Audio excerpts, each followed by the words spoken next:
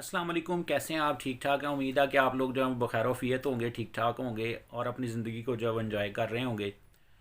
और as usual मेरी आप लोगों से रिक्वेस्ट है, जो लोग फ़र्स्ट टाइम मेरा चैनल जो है वो देख रहे हैं वो मेरा चैनल जो है वो सब्सक्राइब करें। मेरी वीडियोस को व्हाट्सएप पे, फेसबुक पे दोस्तों के साथ शेयर करें, ताकि आपके और सबके इल्म में इजाफ़ा हो। जिन तक वीडियो जाएँ, व्हाट्सएप पे, फेसबुक पे दोस्तों को पर्सनली मैसेज भी आप कर सकते हैं। कोई बात अगर आप मुझसे पूछना चाहें तो मेरा नंबर जो है वो डिस्क्रिप्शन में दिया गया है। मुझे आप मैसेज कर सकते हैं, व्हाट्सएप पे कोशिश करें, मैसेज करें। इंशाल्लाह मैं आपको रिस्पॉन्ड ज़रूर करूँगा। और बिला वजह डिस्टर्ब ना कीजिएगा, क्योंकि आपको पता है कि प्रैक्टिकल लाइफ है, हर इंसान की एक पर्सनल ज़िंदगी भी है। आप मैसेज कर देंगे, वॉइस मैसेज, इंशाल्लाह जब मैं फ्री होऊंगा मैं ज़रूर रिप्लाई करूँगा। तो स्टार्ट करते हैं आज का टॉपिक। आज संडे का दिन है, वैसे मैं घर में बैठा हुआ था काफ़ी देर से, तो एक दोस्त ने मुझे गुजरांवाला से, चौधरी इरफान बसरा गालबन उनका नाम था, उन्होंने कोई दो चार मुझसे मैटर डिस्कस किए हैं अपने पर्सनल। तो इसके अलावा फैसलाबाद से एक दोस्त हैं, शेब शेख साहब, हमारे पुलिस में होते हैं वो, उन्होंने इस टॉपिक के बारे में काफ़ी पूछा। इसके अलावा मुख्तलिफ लोग और भी पूछते रहते हैं, तो मेरे जहन में ये नहीं था टॉपिक। हालांकि ये बड़ा आसान सा टॉपिक है एक। तो मेरे जहन में ये उन दोस्तों की बड़ी मेहरबानी है कि उन्होंने मुझे जो है वो याद करवाया। तो मैंने सोचा कि आज संडे है, चले घर में बैठे हैं, तो इस टॉपिक पर आप लोगों से कोई थोड़ी सी लब कुछ सही करते हैं। अभी थोड़ी देर पहले स्टडी किया मैंने इसको थोड़ा सा, तो मैंने सोचा चलो इसके वीडियो जो मैं बनाता हूँ। अब जो दोस्त देख रहे हैं मेरा चैनल, जो मेरी वीडियो देख रहे हैं, उनसे मैं गुजारिश जो करूँगा कि आज का जो मेरा टॉपिक है वो है रेंट प्रेमिसेस एक्ट 2009। अब ये जो है वो मैं चाहता हूँ कि पूरा मैं आप लोगों से डिस्कस करूँ, इसलिए मैं कोशिश करूँगा कि इसके 2 या 3 पार्ट्स जो हैं वो वीडियो के बना दूँ, ताकि आप लोगों के साथ जो है पूरा रेंट का जो लॉ पंजाब में इन्फोर्स्ड है इस वक्त, उसकी पूरी वीडियो, पूरा लेक्चर जो है वो आप लोगों के पास अवेलेबल हो जाएगा। तो इसलिए जो लोग मेरी वीडियो देख रहे हैं, इसी वीडियो के साथ पार्ट 2 और पार्ट 3 में इसी के साथ कोशिश करूँगा कि मैं अपलोड जो है वो कर दूँगा, ताकि आप लोगों को इकट्ठी वीडियो इसकी मिले। और पूरे का पूरा एक्ट जो है वो आपके पास उर्दू और इंग्लिश में होगा। जो लोग स्टूडेंट हैं वो अपनी रेंट प्रेमिसेस एक्ट का जो है बेर एक्ट अपने पास रख लें, अपनी झोली में, अपनी गोदी में या अपने पास रखें, तो मेरा पूरा लेक्चर उनको बड़ी अच्छा तरह से समझ आ जाएगा। तो शुरू करते हैं जी। 2000 रेंट प्रेमिसेस एक्ट 2000 जो है वो 9। सब फर्स्ट ऑफ ऑल तो ये 17 नवंबर 2009 को जो है वो इन्फोर्स हुआ था। और ये एक्ट जो है ये रिलेशनशिप ऑफ लैंडलॉर्ड और टेनेंट जो है उसको जो है वो जाहिर करता है, उसके बारे में रेगुलेट करता है उसके रिलेशनशिप को, और उनके लिए ये बनाया गया। ये इसका नाम जो है एज़ यूजुअल आप सुनेंगे तो आपको शायद आपके बात इल्म में आती है, दी पंजाब रेंटेड प्रेमिसेस एक्ट पूरा जो है वो इस एक्ट का नाम है। तो पंजाब से ये बात ज़ाहिर होती है कि ये सिर्फ़ और सिर्फ पंजाब में इन्फोर्स्ड है। KPK का अपना है, सिंध का रेंट रिस्ट्रिक्शन ऑर्डिनेंस अलग है, लेकिन पंजाब में पंजाब गवर्नमेंट ने ज़रूरत महसूस की कि जो 1959 का अर्बन रेंट रिस्ट्रिक्शन ऑर्डिनेंस था उसको रिपील किया गया। रिपील करने के बाद जो है मनसूख, आम मैं कोशिश करता हूँ कि मैं उर्दू में बोलूँ ताकि आप लोग जो है वो, जो लोग लॉ नोइंग नहीं भी हैं, लिटिगेंट्स हैं, जो मेरी वीडियो देख रहे हैं, वकील नहीं है, जूनियर नहीं है, या लॉ के प्रोफेशन को इतना नहीं समझते, वो मेरी टर्मिनोलॉजी को समझ सकें। मैं इसलिए इंग्लिश में बात करने को इतना प्रेफर नहीं करता, क्योंकि इंग्लिश में बात करूँगा आपको समझ नहीं आएगी, आप वीडियो नहीं देखेंगे, फ़ायदा कोई नहीं होगा उस बात का। तो इसलिए उर्दू में बात करते हैं। ये लॉ जो है वो पंजाब की हद तक सिर्फ़ और सिर्फ जो है वो इन्फोर्स किया गया। ये फर्स्ट सेक्शन है इसका, और ये पूरे पंजाब में जो है इन्फोर्स्ड है इस वक्त। ठीक है जी। नंबर 2 सेक्शन है, इसका डेफिनेशंस हैं। बिल्डिंग से मुराद है यहाँ पे डेफिनेशंस में कि कोई फिटिंग होगी, कोई दीवारें होंगी उसकी, और फिक्सचर होगा उसमें, उसके अलावा गैराज हो सकता है, इसके अलावा और भी बोर्डिंग, हॉस्टल, और ये सारी चीज़ें जो हैं वो बिल्डिंग जो है वो उसी में आती हैं, बिल्डिंग के अंदर आ जाती है, हॉस्टल हो गया, होटल हो गया, बोर्डिंग हाउस हो गया, गेस्ट हाउस आ गया, ठीक है। फाइनल ऑर्डर का मतलब है कि रेंट ट्रिब्यूनल का जो आखिरी ऑर्डर होगा, इसमें फाइनल ऑर्डर वो कंसिडर होगा, ठीक है जी। गवर्नमेंट से मुराद ऑब्वियसली इसमें मैंने आपको बताया कि पंजाब गवर्नमेंट होगी। ये सेक्शन 2 डेफिनीशन का सेक्शन जो है वो हम उसको जो है वो डिस्कस कर रहे हैं। लैंडलॉर्ड का मतलब है जो मालिक होगा प्रेमिसेस का, और किरायादार टेनेंट होगा उसके अंदर। लैंडलॉर्ड का मतलब जो है मालिक जो है वो बिल्डिंग का, उसको लैंडलॉर्ड कंसिडर किया जाएगा। पगड़ी का मतलब है वो चीज़ जो एडवांस रेंट और सिक्योरिटी के अलावा मालिक ने किराएदार से पकड़ी होगी, उसको पगड़ी जो है वो कंसिडर किया जाएगा। प्रेमिसेस का मतलब होगा वो हदूद, वो बिल्डिंग जो किराया पर जो है वो दी गई है, ठीक है जी। उसके अलावा प्रेस्क्राइब का मतलब है रूल्स होंगे इसके कुछ एक्ट के। रेंट का मतलब है जो पैसे, जो मुआवजा किरायादार मालिक को देगा वो इसमें रेंट जो है वो कंसिडर होगा। रेंटेड लैंड वो होगी जो किराए पर दे रखी होगी और उसको यूज़ करने का राइट जो है वो मालिक ने टेनेंट को असाइन कर दिया होगा, ठीक है जी। रेंट ट्रिब्यूनल सिविल जजेस ही होते हैं, और हर ज़िले में, हर डिस्ट्रिक्ट में रेंट के ट्रिब्यूनल जो है वो, ट्राइब्यूनल भी इसको पढ़ा जाता है, ट्रिब्यूनल उर्दू में पढ़ा जाता है। तो वो जो है वो रेंट ट्रिब्यूनल के तौर पर जो है वो केस सुनेंगे। अभी इसको हम सारा आगे डिस्कस करेंगे सेक्शन वाइज के कितने मंथ में उन्होंने फैसला करना होता है, कितने मंथ में अपील डिसाइड करनी होती है। ये पूरे 3 लेक्चर होंगे मेरे, तीनों लेक्चर अगर आप सुनेंगे तो पूरा रेंट का लॉ जो है वो आपको फिंगर टिप्स पे हो जाएगा। अब टेनेंट कौन होता है? वो बंदा जो ये जिम्मेदारी लेता है कि मैं रेंट जो है वो पे करूँगा, वो टेनेंट कंसीडर होगा। टेनेंट से मुराद है किरायादार, ठीक है जी। Consideration of occupation of the premises by him और other person on behalf includes. अब किरायादार में, टेनेंट में कौन कौन से बंदे शामिल हैं? जो बंदा किरायादारी की बिल्डिंग का कब्ज़ा रखता होगा, उसे इस्तेमाल कर रहा होगा और रेंट पे करेगा, वो बंदा जो है वो किरायादार वहाँ पे शुमार होगा। अब अगर उसकी डेथ हो जाती है तो फिर उस जगह का कब्ज़ा उसकी बीवी या उसके बेटों या बेटियों के पास होगा, तो फिर ऑटोमेटिकली वो लोग टेनेंट जो है वो बन जाएंगे। वो लोग टेनेंट बन जाएंगे जिनका कब्ज़ा होगा बाप की डेथ के बाद, ठीक है जी। चाहे किरायादारी बाप के नाम पे हो या माँ के नाम पे हो, अगर माँ फौत होती है, बाप फौत होता है, तो बच्चे जो हैं वो ऑटोमेटिकली टेनेंट बन जाएंगे। इस चीज़ का सवाल नहीं होगा कि टेनेंट अब कौन है। सब टेनेंट का मतलब है कि शॉप्स पे आप चले जाएं, मार्केट्स में, तो आगे एक दुकान वाले ने बाहर एक छोटा सा फट्टा रखवाया होता है, वो दुकान वाला फट्टे वाले से 5,000 6,000 रुपया किराया ले रहा होता है। तो इसका मतलब है कि जो दुकान वाला है वो टेनेंट है मालिक का, और वो सब टेनेंट बाहर फट्टे वाला है जो दुकानदार को किराया दे रहा है, ठीक है। तो टेनेंसी एग्रीमेंट उस मुआहदा की बात होती है। टेनेंसी एग्रीमेंट की डेफिनीशन है इसमें आखिरी के। टेनेंसी एग्रीमेंट क्या होगा? टेनेंसी एग्रीमेंट वो मुआहदा होगा जो मालिक और किरायादार के मबैन में तहरीर होगा, ठीक है जी। ज़बानी नहीं हो सकता, कानून में उसकी गुंजाइश नहीं है, अलबत्ता लोग प्रैक्टिस में कर लेते हैं। नंबर 3 सेक्शन है जिसका एग्जाम्पशन। सेक्शन 3 में जो है वो एग्जाम्पशन दी गई है कि गवर्नमेंट को इख्तियार है। कौन सी गवर्नमेंट को? गवर्नमेंट पंजाब को इख्तियार है कि वो किसी पंजाब के शहर को, किसी गांव को एक नोटिफिकेशन करते हुए ऑफिशियल गजट में पंजाब रेंटेड प्रेमिसेस एक्ट 2009 से इस्तिस्ना जो है वो करार दे सकती है। वहाँ पर ये लागू नहीं होगा अगर गवर्नमेंट ऑफ द पंजाब चाहे, ठीक है जी। नंबर 4, सेक्शन 4 जो है वो ये कहता है कि बावजूद इसके कि किसी और लॉ में कुछ भी लिखा गया हो, इसके सेक्शन जो हैं उनका इतलाक उन पर किरायादारी के मामलात में होगा। The provision of this act shall have effect notwithstanding anything contained in any other law for the time being in force। ये जो है इसमें सेक्शन 4 का टेक्स्ट था। अब हम आ जाते हैं प्रैक्टिकल चीज़ों की तरफ। मुआहदा किरायादार और मालिक के मबैन किस तरह से होगा? Agreement between landlord and tenant. Number 1, जब भी मालिक किरायादार को कोई जगह किराए पर देगा तो उसके दरमियान में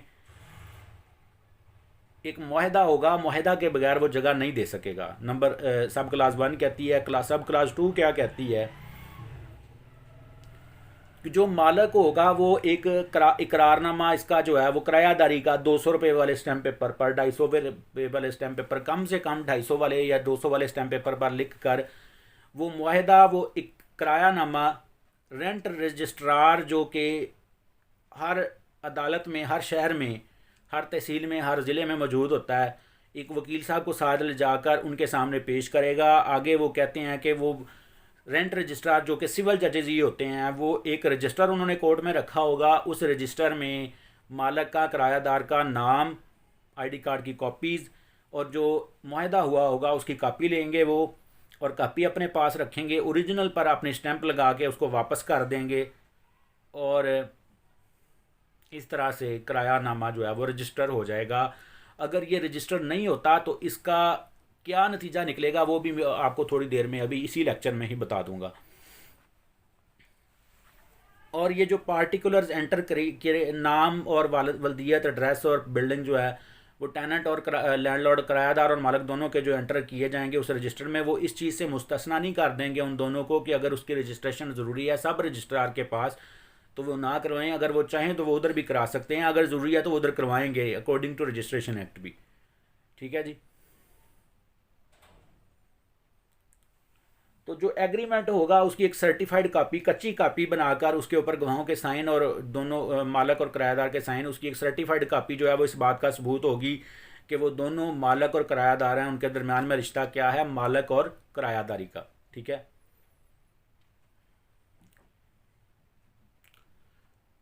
तो जो एग्रीमेंट है between landlord and tenant in respect of the premises shall be presented before the registrar in the same manner as provided in sub section 2। तो जैसा कि वो सब सेक्शन 2 में प्रोवाइड किया गया, जो बातें मैं आपको पहले बता चुका हूँ वही हैं सारी, उसके मुताबिक जो है वो उसकी रजिस्ट्रेशन होगी। अब जो हम आते हैं सेक्शन 6 की तरफ, के जो वो किरायानामा लिखा जाएगा उसके अंदर क्या क्या लिखा जाएगा। सेक्शन 6 क्या कहता है? नंबर 1, मालक और किरायादार दोनों का नाम और उनका पता, आईडी कार्ड नंबर और आईडी कार्ड कॉपीज़ और मोबाइल नंबर। जो बिल्डिंग किराए पर दी जा रही है उसका हदूद अरबा, कितने मरले है, कौन सा मकान नंबर है, खेवर नंबर, कुतुनी नंबर कौन सा है, और किरायादारी का मुआहदा कितनी मुद्दत का है, 9 माह का है, 11 माह का है, 2 साल का है, 3 साल का है। ठीक है। और रेंट कितना पे किया जाएगा और किस डेट तक पे किया जाएगा, और मोड ऑफ पेमेंट क्या होगा, कि कैश की सूरत में पे किया जाएगा, चेक दिया जाएगा, मनी ऑर्डर दिया जाएगा, बैंक में डिपॉजिट करवाया जाएगा, मोड ऑफ पेमेंट भी उसमें लिखा होगा। ठीक है जी। और मकसद जो है उस बिल्डिंग को लेट आउट करने का कि वो कमर्शियल यूज़ होगी, रहायशी तौर पर यूज़ होगी, या कोई गोडाउन होगा, या कोई मतलब जिस मकसद के लिए भी यूज़ होगी, उसमें कोई क्लिनिक बनेगा, कोई स्कूल बनेगा, कोई कॉलेज बनेगा, जो मकसद होगा उस बिल्डिंग का वो भी लिखा होगा। और amount of advance rent, security या पगड़ी अगर कोई दी होगी तो वो भी उसमें लिखी होगी। आगे है जी sub clause 2, if the tenure of the tenancy is fixed but the rent is fixed only for a period part of the tenure, the absence of stipulation to the contrary tenancy agreement, the rent shall be deemed to be remain. अगर तो मुद्दत तय कर ली गई है कि जो मुआहदा होगा वो 3 साल के लिए होगा और रेंट जो है वो 10,000 रुपया लिखा गया है, तो इसका मतलब पूरे 3 साल के लिए वो रेंट जो है वो 10,000 ही रहेगा। अगर उसमें लिखा नहीं गया कि हर 3 माह बाद या 2 माह बाद या हर साल बाद 10% या 5% इंक्रीज़ होगा, अगर उसमें लिखा गया तो जो मुआहदे में लिखा जाएगा वो प्रिवेल कर जाएगा। समझ गए ना बात? फिर वो बात आ जाएगी जो मुआहदे में लिखी गई होगी। अगर नहीं लिखा गया तो फिर रेंट पूरी मुद्दत के लिए वही रहेगा। ठीक है जी। पेमेंट ऑफ रेंट जो है वो कैसे होगी? डेट मेंशन अगर नहीं है, फर्स्ट ऑफ ऑल तो मुआहदा में मेंशन होनी चाहिए। अगर मुआहदा में मेंशन नहीं है तो मालिक की जो किरायादार है उसकी ज़िम्मेदारी है कि 10 तारीख से पहले पहले हर मंथ की जो रेंट जो है ना वो उसको प्रेजेंट करे मालिक को कि ये तुम जो है वसूल कर लो। तो अगर पेमेंट का मेथड लिखा हुआ है कि चेक के ज़रिए दिया जाएगा तो वेल एंड गुड एग्रीमेंट में। अगर नहीं लिखा हुआ पेमेंट का मेथड तो फिर जो है वो थ्रू मनी ऑर्डर या कैश या बैंक के ज़रिए उसने डिपॉजिट करवाना होगा। किसने? किरायादार ने मालिक को। ठीक है जी। सेक्शन 8, इसमें यह बताया गया सेक्शन 8 में कि जो अभी जिस वक्त यानी कि 2009 में 17 नवंबर 2009 को जब ये ये जो एक्ट बना था, उस वक़्त जो लोग किरायादारी के तौर पर मौजूद हैं वो 2 साल के अंदर अंदर इसकी अकॉर्डिंग टू दिस कानून इसकी सेक्शंस और इसकी असल रूह के मुताबिक, इसकी स्पिरिट के मुताबिक अपनी किरायादारी को ढाल लें। ठीक है जी।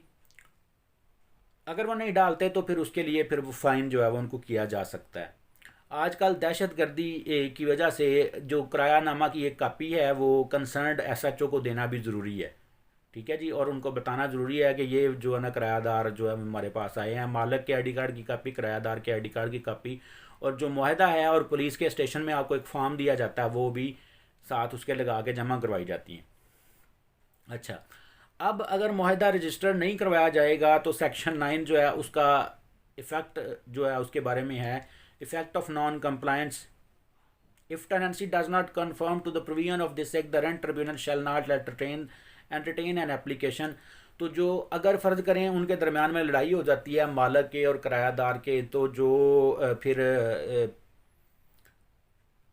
एप्लीकेशन होगी उन दोनों में से किसी एक की, उसको रेंट ट्रिब्यूनल जो है, रेंट जज जो है, रेंट कंट्रोलर जो है वो एंटरटेन नहीं करेगा। जब कब तक एंटरटेन नहीं करेगा? जब तक उनको पेनल्टी ना पे करनी पड़ जाए। ठीक है। अगर तो वो एप्लीकेशन जो है वो किरायादार की तरफ से होगी तो वो एनुअल रेंट का जो है वो 5% फ़ाइन जो है वो 32A के चलान फार्म पे स्टेट बैंक में जाके जमा करवाएगा। फॉर एग्ज़ाम्पल 5,000 रेंट है एक मंथ का, एक 5,000 तो वैसे आजकल बहुत कम होता है, 10,000 है अगर, तो आप लगा लें कि वो एक साल का 1,20,000 बना, इसका 5% आप निकाल लें, इतनी पेनल्टी उसको पड़ेगी किरायादार को, तो वो 32A के चलान फार्म पर जाके स्टेट बैंक में जमा करवाएगा। ठीक हो गया जी। और अगर वो एप्लीकेशन रेंट ट्रिब्यूनल को दायर की गई है, रेंट ट्रिब्यूनल के पास दायर की गई है लैंडलॉर्ड की तरफ से, तो फिर लैंडलॉर्ड को जो है वो एनुअल रेंट का 10% फ़ाइन होगा। वो 32A के फॉर्म पर चलान फार्म पर स्टेट बैंक में जाके जमा करवाएगा। और अगर एक माह का रेंट 10,000 है तो वो 12 मंथ का रेंट जो है वो 1,20,000 बना, तो 10% इसका जो है वो 12,000 के अराउंड अबाउट आलमोस्ट बनेगा, तो वो 12,000 रुपया उसको पड़ेगा। ठीक है जी। तो 5% इसका जो है वो 6,000 के राउंड अबाउट शायद बने, तो वो उसको जो है वो किरायादार को पड़ेगा। ठीक है जी। Effect of the other agreement, ये बड़ा ही सेक्शन इंपॉर्टेंट है, इसको मोस्टली लोग इग्नोर कर देते हैं, लेकिन बहुत इंपॉर्टेंट सेक्शन है। एन एग्रीमेंट टू सेल और एनी अदर एग्रीमेंट एंटर्ड, चले मैं वैसे ही आपको बता देता हूँ, आप इसको पढ़ लीजिएगा। एक एग्रीमेंट किरायादार और मालिक के दरमियान हुआ कि ए मालिक है, बी किरायादार है। ठीक है। 3-4 महीने हुए थे एग्रीमेंट के, किरायादारी का मुआहदा चल रहा था कि मालिक ने कहा मैंने ये मकान बेचना है, किरायादार ने उसको जो है वो कहा कि मैं ही ख़रीदने के लिए तैयार हूँ। ठीक है। मालिक ने मकान बेचा, किरायादार से पैसे लिए और किरायादार ने रजिस्ट्री अपने नाम करवा ली। तो लेकिन यहाँ पे ये सेक्शन ये कहता है कि जो बाद वाला एग्रीमेंट होगा उसकी कोई वैल्यू नहीं होगी जब तक आपने पहला एग्रीमेंट जो किरायादार और मालिक के तौर पर किया था उसको आपने रिवोक ना कर दिया। उसकी रेवोकेशन एक स्टैम्प पेपर के ऊपर होगी और उसी रिसेंट सब रजिस्ट्रार के पास, सॉरी रेंट रजिस्ट्रार के पास आप जाएंगे जहाँ पे आपने जो है वो किरायानामा आपने जो है वो रजिस्टर्ड करवाया हुआ था, वहाँ पे जाके उसकी एक रेवोकेशन होगी। रेवोकेशन के बाद उन दोनों का आपस में किरायादारी और मालिक का जो है वो रिश्ता कायम होगा, सॉरी वो जो कायम था वो ख़त्म हो जाएगा। उसके बाद वो जो किरायादार था वो ख़रीद चुका होगा और वो मालिक बन जाएगा। ठीक है जी। तो ये बड़ा ही इंपॉर्टेंट पॉइंट है। सम टाइम ऐसे भी हो सकता है, हाई कोर्ट की इसके ऊपर डिफरेंट साइटेशंस मौजूद हैं, अगर आपको चाहिए होगी तो मुझे फ़ोन करके आप ले सकते हैं कि जो मालिक है वो पैसे लेने के बाद किरायादार को रजिस्ट्री भी करा देगा, लेकिन अगर मालिक ने एजेक्टमेंट पिटीशन फाइल कर दी तो मालिक को किरायादार के तौर पर घर छोड़ना पड़ जाना है। ये सेक्शन इतना इंपॉर्टेंट है। ठीक है जी। आगे हम आ जाते हैं जी obligations of the parties grounds for affliction, कि कब जो है वो मालिक किरायादार को निकाल सकता है, इसके बारे में ऑब्लिगेशंस अब हम पढ़ते हैं, राइट्स एंड ड्यूटीज़ पढ़ते हैं। नंबर 11 है सबलेटिंग, कि जो किरायादार है वो फॉर एग्जांपल मैं आपको आसान ज़ुबान में समझाता हूँ। सेक्शन 11 ये कहता है कि अगर 5 कमरे एक घर में एक बाहर वाली बैठेगा या ऊपर वाला पोर्शन है फ़र्ज़ करें, तो जो किरायादार ने मकान किराए पे मकान लिया है तो वो किरायादार अगर ऊपर वाला पोर्शन किरायादार के पास फ्री पड़ा है तो किरायादार मालिक की इजाज़त के बगैर किसी और को आगे किराए पे नहीं दे सकता। ठीक है। अगर दुकान है तो दुकान भी मालिक की इजाज़त के बगैर बाहर आगे दुकान के फटा नहीं लग सकता। या तो ये मालिक से इजाज़त लेके लगाएगा, फिर है अगर नहीं लगाएगा मालिक से इजाज़त लेके के फटा आगे, तो मालिक जो है वो उसकी विक्शन करवा सकता है। इस बात पे विक्शन आप समझते हैं कि उसको निकलवा सकता है किरायादार को उस दुकान से। ठीक है। Sub letting the whole part of the premises or transfer the assign a right under the tenancy. तो रिटर्न या आपको कंसेंट या लेनी पड़ेगी उसे मालिक से कि मैं आगे इसको किराए पे देने लगा हूँ, थोड़े से हिस्से को अलग। ठीक है जी। अब सेक्शन 12 पे हम आ गए हैं। ठीक है जी। ऑब्लिगेशंस ऑफ लैंडलॉर्ड, लैंडलॉर्ड की क्या क्या जिम्मेदारियाँ, ड्यूटियाँ क्या हैं, राइट्स क्या हैं। नंबर 1, जो मुआहदा किया है उसकी सर्टिफाइड कापी जो है वो किरायादार को दे। ठीक है। Number 2, subject to tenancy agreement, जो मुआहदा है उनका आपस में किरायादारी का, उसके मुताबिक बिल्डिंग को रिपेयर करवा दे। अगर 5 साल का मुआहदा है, कोई टूट रही है उसमें चीज़, तो बोर फर्ज करें मोटर का ख़राब हो गया तो मालिक की जिम्मेदारी है। ठीक है। वो मालिक ठीक करवाए। अगर नहीं करवाएगा तो वो पानी के अकॉर्डिंग टू इनहेबिटेबल कंडीशन नहीं रहेगा मकान, पानी नहीं होगा तो घर में कैसे रहा जाएगा। मोटर ठीक करवाना मालिक की जिम्मेदारी। ठीक है जी। Repairing the premises may be necessary to keep in it in habitable condition as may be required under the law for the time being in force। ठीक है जी। जो प्रॉपर्टी टैक्स पे करना है वो पे करे, ये भी मालिक की जिम्मेदारी है। ठीक है। अगर नहीं करेगा तो फिर जो है वो अपनी जिम्मेदारियां पूरी नहीं कर रहा मालिक जो है। ठीक है जी। और आगे है कि टेनेंसी एग्रीमेंट के मुताबिक ना तो उनकी बिजली की सप्लाई कट करे किरायादार की, ना उनकी गैस की सप्लाई कट करे, ना पानी की सप्लाई कट करे। ठीक है। विदाउट सफिशेंट काज। ठीक है। और यूटिलिटीज़ जो वो इस्तेमाल कर रहे हैं, रोशनी आ रही है उनके घर में, कोई दरख्त है, कोई चीज़ है, तो इन चीज़ों को कट ना करे बिला वजह। और उसके अलावा मालिक जो है वो प्रेमिसेस में एंटर हो सकता है without giving the tenant a reasonable notice. ठीक है जी। क्योंकि ज़ाहिर है वो मालिक है, उसने इंस्पेक्शन करनी है कि मेरा घर ख़राब तो नहीं हो रहा, कोई चीज़ ये तोड़ तो नहीं रहे, ख़राब तो नहीं कर रहे। ठीक है जी। आगे, if the landlord neglects to or fails to fulfil the obligation under this act of the tenancy, the tenant may file the application in the rent tribunal or order directing the landlord full. अगर landlord कोई जिम्मेदारी पूरी नहीं करता, जो ऊपर वाली जिम्मेदारियां अभी हमने बयान की हैं, तो फिर किरायादार जो है वो रेंट ट्रिब्यूनल के पास एप्लीकेशन देगा मालिक के खिलाफ जाके। ठीक है। रेंट ट्रिब्यूनल जो है वो क्या कर सकेगा, tenant has been in enjoyment of the immunity utility easement which has been cut off suspended without just sufficient cause. तो फिर जो है, अब मैं इसको एक्सप्लेन करता हूँ। अगर किरायादार की बिजली, गैस, पानी, हवा या रोशनी जो उसके घर में आ रही थी उसको मालिक ने बंद कर दिया बिला वजह गैर ज़रूरी तौर पे, तो फिर किरायादार रेंट ट्रिब्यूनल के पास एप्लीकेशन देगा कि मेरे साथ ये ज़्यादती हो रही है। तो फिर रेंट ट्रिब्यूनल वाले जो हैं वो उसको ठीक करेंगे, अदालत वाले उसको ठीक करेंगे, वकील साहब से आप रब्ता करेंगे। उसके अलावा authorise the tenant to restore immunity. अच्छा, 2 तरीके होंगे। अदालत फिर क्या करेगी, या तो मालिक को हुक्म देगी कि ये चीज़ ठीक करो, अगर मालिक ठीक नहीं करेगा तो फिर वो किरायादार को खुद कहेंगे कि तुम अपने पैसे लगा लो और इसको किराया देना बंद कर दो, या किराए में से माइनस कर लो। किराया देना बंद करो तो तुम 32 के चलान फार पे अदालत में जमा करवाते रहो और सीधे अपने पास भी रखते रहो, कापी अदालत में भी देते जाओ। ठीक है। तो जो बाद में जो फैसला होगा ना फिर एंड पे जाके, उसमें से मालिक के पैसों में से वो चीज़ जो है वो माइनस कर दी जाएगी। ठीक हो गया जी। तो अभी जो है अब हम आगे चलते हैं। मालिक के किराए में से बाद में वो चीज़ जो है वो माइनस कर दी जाएगी। ठीक है। If a landlord has failed to keep the premises in habitable condition to make necessary repair.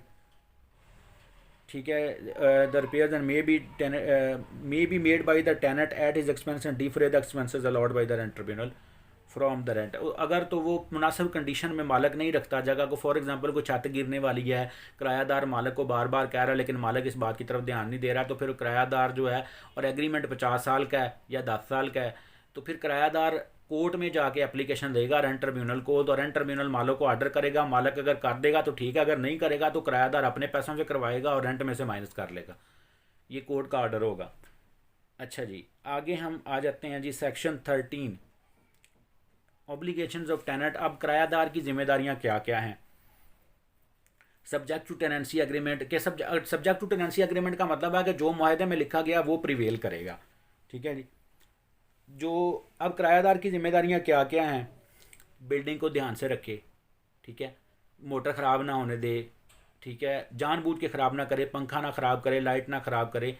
लेकिन जो है ना, except to normal tear and wear का मतलब है कि जो कलर है थोड़ा बहुत यूज़ होके वो तो ख़राब होना ही है, ठीक है जी। एक चीज़ वक्त के साथ साथ थोड़ी पुरानी होती है, उसको तो ना किराएदार अब रोक सकता। और जो जिस मकसद के लिए उसने वो बिल्डिंग ली उसी मकसद के लिए यूज़ करे। फॉर एग्जांपल अगर उसने रहायश के लिए घर लिया तो रहायश के लिए यूज़ करे, वहाँ पे कारखाना नहीं खोल सकता, ना स्कूल बना सकता, ना कॉलेज बना सकता। नंबर 3, लैंडलॉर्ड को इस बात की इजाज़त देनी है कि वो किसी भी वक्त जो है वो रीज़नेबल टाइम पे, ये नहीं कि रात 1 बजे या 2 बजे आ जाए घर में। मालक जो है उसको इस बात की इजाज़त होगी कि वो घर में रीज़नेबल टाइम पे 11-12 बजे दिन में, 11 बजे दिन में, शाम को 3-4 बजे आके वो घर में इंस्पेक्शन कर सकता है कि मेरी कोई चीज़ ख़राब तो नहीं इन्होंने की हुई, उसको बताने के बाद किराएदार को। ये नहीं कि आप सीधे उनके घर में अंदर चले जाएं, चादर चारदीवारी का तकद्दुस पामाल नहीं कर सकते। Number D, hand over the vacant possession of the premises to the landlord on determination of tenancy. Determination of tenancy, जब किराएदारी का मायदा ख़त्म हो जाएगा तो फिर कब्ज़ा जो है वो किराएदार ने मालिक के हवाले करना है पुरसकून अंदाज में, अच्छे तरीके से। और किरायादार की ये भी जिम्मेदारी है कि वो दूसरों जो इर्द गिर्द में हमसाए रह रहे हैं या ऊपर कोई हमसाए रह रहे हैं उनके लिए जो है वो अमर बायस तकलीफ़ जो है, नॉइजेंस का बायस ना बने, ठीक है। अगला है जी, स्ट्रक्चरल चेंज किरायादार नहीं कर सकता। कोई कमरा तोड़ के नया कमरा नहीं बना सकता, कोई वाशरूम तोड़ के नया कमरा नहीं, वाशरूम नहीं बना सकता without the prior consent of the landlord या मालिक। अब इनमें जिन बातों का हमने जिक्र किया है, इन सारी चीज़ों में से अगर कोई भी ऑब्लिगेशन जो है वो पूरा करने में किरायादार नाकाम हो जाता है तो landlord may give notice to him in writing. तो फिर मालिक जो है उसको एक नोटिस देगा टेनेंट को और स्पेसिफाई करेगा कि तुमने ये काम गलत किया, और फिर उसकी रेमेडी मांगेगा। रेमेडी जो है वो मुनासिब वक्त के अंदर जो है वो किरायादार को पूरी करनी पड़ेगी। वो उस चीज़ का हल निकालना होगा जो चीज़ किरायादार ने गलत की होगी। अगर किरायादार उस गलती को नहीं मानेगा तो फिर लैंडलॉर्ड के पास राइट होगा कि वो सिविल कोर्ट रेंट ट्रिब्यूनल में जाएगा, रेंट कंट्रोलर जज साहब के पास जाएगा, और जज साहब जो है वो किरायादार को कहेंगे कि तुम ये काम पूरा करो। अदरवाइज़ जो उसकी सिक्योरिटी या पगड़ी होगी उसमें से पूरा करवाया जाएगा और बाकी पगड़ी उसको देकर चलता बना किया जाएगा। उसकी एविक्शन जो है वो उसको एक्सेप्ट कर लिया जाएगा और उसको किरायादारी से फारग कर दिया जाएगा, घर में से निकालने का हुक्म जो है वो दे दिया जाएगा, ठीक है जी। अब है सेक्शन 14, 14वां section, reimbursement of expenses. If the landlord fails to pay a tax fees or charge relating to the expenses, the concerned authority may direct the tenant to pay the tax fees or charge। अच्छा, अगर मालक जो है वो property tax फ़र्ज के अदा नहीं करता, सेक्शन 14 इस बारे में है, तो कंसर्न अथॉरिटी से मुराद है कि या अदालत या उस महकमे का कोई आला अफसर जो है वो किरायादार को कहेगा कि तुम पे करो और मालक के किराए में से माइनस करते जाओ, इसको ना देना, ठीक है। लेकिन इस पर अमल करना बड़ा मुश्किल है, ठीक है। आगे वो क्या कहता है, the tenant shall pay the tax fees or charge relating to the premises and differ the amount from the rent file and application against the landlord in rent tribunal for recovery of the amount of tax fees or charge and paid by him.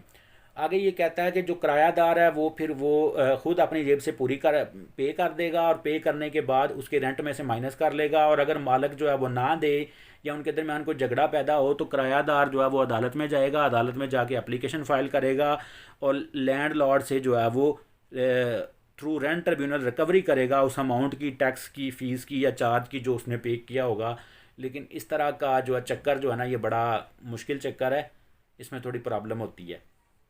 तो उम्मीद है कि यहाँ तक आपको समझ आ गई होगी इन बातों की। ये सेक्शन 14 तक 14 तक हमने पढ़ लिया। टोटल इसके जो सेक्शन है वो 28 के राउंड अबाउट हैं, 29-30 के राउंड अबाउट हैं।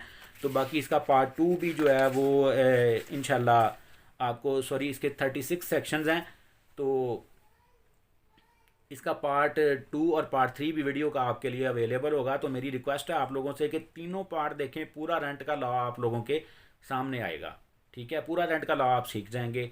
तो मुझे उम्मीद है कि आप मुझे मोहब्बतों में, दुआओं में, खुशियों में याद रखेंगे। इस तरह से स्टूडेंट को जो है, लॉ के स्टूडेंट को याद रखेंगे। मेरी गुजारिश है आप लोगों से कि मेरा चैनल सब्सक्राइब करें, दोस्तों तक, रिश्तेदारों तक, अजीज़ों तक इस वीडियो को जो है वो व्हाट्सएप पे, फेसबुक पे, मैसेज पे शेयर करें ताकि सब लोग इस वीडियो को देखें मुझे भी फ़ायदा हो, आप सबको भी फ़ायदा हो। मैं कोई बहुत ज़्यादा फ़ीस लेने वाला वकील नहीं हूँ। आप मुझसे रब्ता करेंगे, कोई केस होगा आपका, तो बहुत अच्छे तरीके से जो है वो आपको जो है वो मैं मैनेज करके आपका काम जो है वो कर दूँगा। ठीक है जी, मोहब्बतों का बहुत शुक्रिया, जज़ाकल्लाह, अस्सलाम वालेकुम।